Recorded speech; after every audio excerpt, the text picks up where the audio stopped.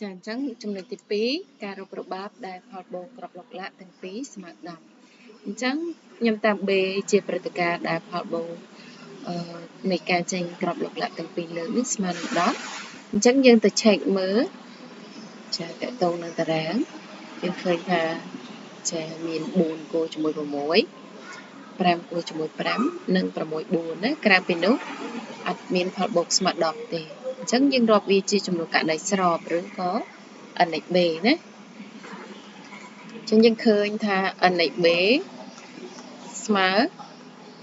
3អញ្ចឹងយើងរកប្របាបនៃព្រឹត្តិការណ៍ b ណា b នៃ b ស្មើ n x b លើ n x s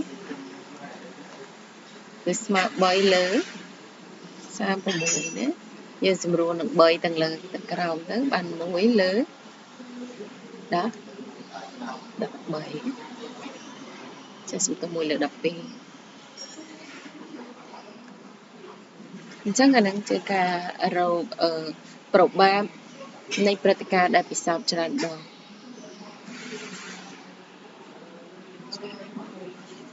មានចម្ងល់ខ្លះណាយើងអាចធ្វើការសួរបានណា